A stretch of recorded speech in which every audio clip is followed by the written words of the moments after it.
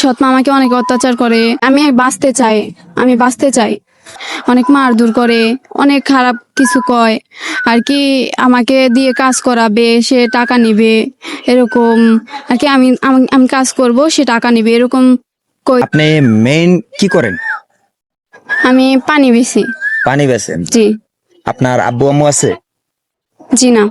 আপনার আমার জন্ম দেওয়ার পর আমার আম্মু মারা গেছে। আমার আব্বু আরেকটা বিয়ে করছে, বিয়ে করার পর আর কি তার ওই সৎমার কাছে আমি আসিলাম। আমার আব্বু আরেকটা বিয়ে করে চলে গেছে, কই জানে আমি জানি না, আমাকে বলে নাই কিছু। আপনি থাকেন কোথায়? আমি এখন থাকি জয়াদ্দানি। আপনি কার সাথে থাকেন? একটা আন্টির সাথে থাকি।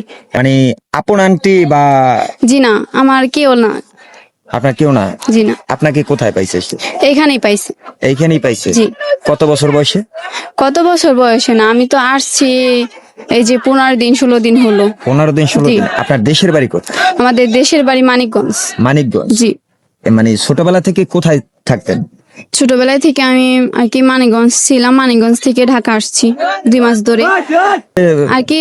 ঢাকা এখানে আর কি চলাফেরা করতেছি আমি আর কি। মানিকগঞ্জ দেশে থেকে এখানে আসছি, অনেক দিন হয় ঢাকা আসছি। পালাই আসছিলেন?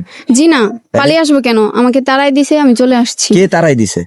আমার সৎমা। আপনার সৎমা তারাই দিছে? জি। আপনি এই এতদিন সৎমার কাছে থাকতেন ছোটবেলা থেকে? জি। সৎমা কি বলছে? সৎমা কি বলবে, সৎমা তো সৎমাই হয়। সৎমা আমাকে অনেক অত্যাচার করে, অনেক মারধর করে, অনেক খারাপ কিছু কয় আর কি। আমাকে দিয়ে কাজ করাবে, সে টাকা নিবে এরকম আর কি।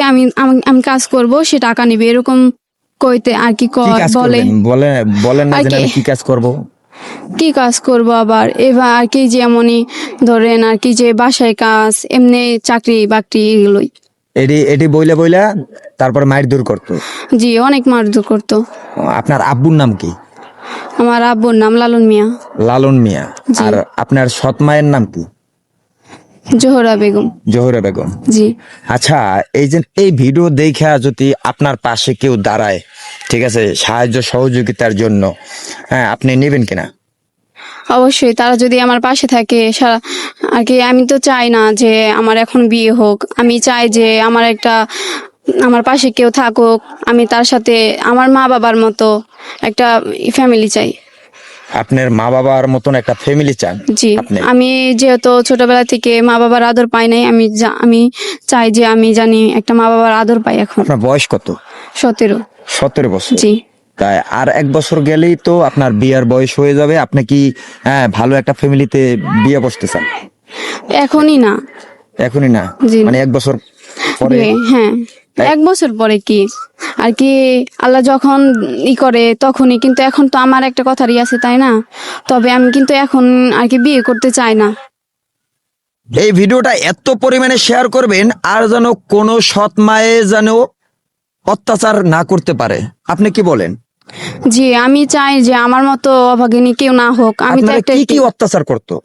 আর কি, এমন ধরেন আমাকে ঠিক মতো খাইতে দিত না আর কি, ঠিক মতো ঘুমাইতে দিত না। সবাই অনেক অত্যাচার আর কি। আমার সৎ বোন আছে, ও অনেক অত্যাচার করতো আমার লগে।